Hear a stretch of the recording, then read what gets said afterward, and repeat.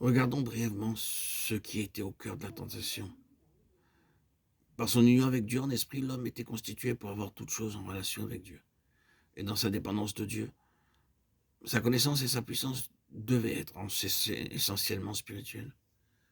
Et Dieu devait rester le Seigneur absolu et le souverain de sa vie. Une relation spirituelle et un esprit, organe et fonction, rendaient cela possible. La tentation consista pour Adam à avoir toute chose en soi-même. Cela était possible. C'est la suggestion qui lui fut faite. Et il pouvait devenir un être se dirigeant lui-même, se possédant lui-même, se suffisant à lui-même. Un être indépendant, autonome. Ce que la plupart des hommes désirent et aspirent. L'autonomie, l'indépendance.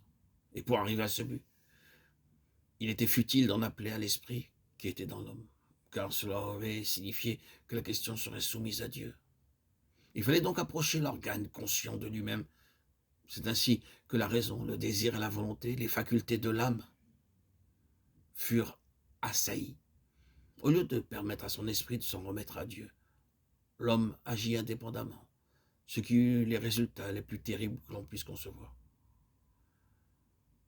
Dieu, dans sa souveraineté et sa seigneurie absolue, fut mis de côté par l'homme.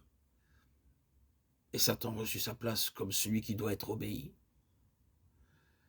C'était là ce que Satan désirait par-dessus tout, c'est-à-dire être le Dieu de ce monde. Ensuite, l'esprit de l'homme qui avait été si sérieusement violé cessa d'être le lien entre lui et Dieu. La communion avec Dieu, qui est toujours spirituelle, fut détruite. Et l'esprit fut assujetti à l'âme de l'homme. En ce qui concerne cet homme, il mourut pour Dieu, mort par vos fautes et vos péchés, Éphésiens 2. L'âme en arriva ainsi à dominer l'esprit.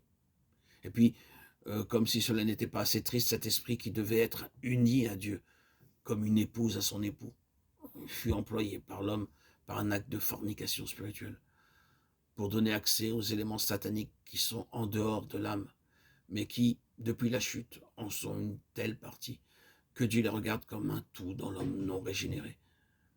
C'est ce qui est désigné dans le Nouveau Testament par le terme de charnel. Nous pouvons voir ainsi que l'homme est devenu un être autre que ce que Dieu avait voulu. La différence essentielle, c'est qu'il est avant tout un homme psychique plutôt qu'un homme spirituel. Il ne faut pas une intelligence extraordinaire pour voir combien cette création est devenue un ordre de l'âme. Tout le système qui gouverne ce monde est psychologique. Tout est basé sur le désir, l'émotion, le sentiment, la raison, l'argument, la volonté, le choix, la détermination. Quelle grande place occupent les formes variées de l'activité de l'âme. D'un côté, la peur, le chagrin, la pitié, la curiosité, le plaisir, l'amour, le regret, le remords, l'excitation. De l'autre, l'imagination, la crainte, la fantaisie, le doute, l'introspection, la superstition, l'analyse, les raisonnements, les investigations.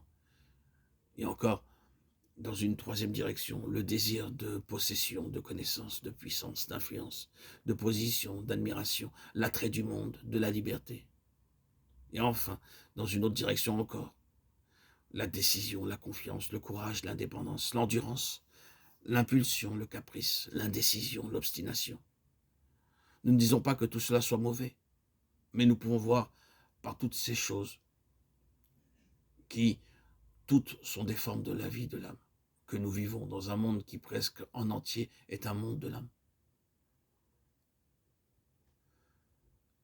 Pensons à la place qu'occupe tout cela dans la vie et le service chrétien. Depuis le premier pas fait en relation avec l'Évangile et dans tout le cours de notre activité chrétienne.